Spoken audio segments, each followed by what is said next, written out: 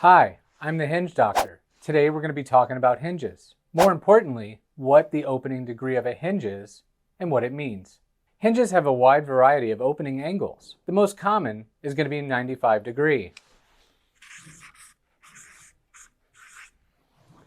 Now let me draw the top view of a cabinet to show you what a 95 degree door opening angle looks like.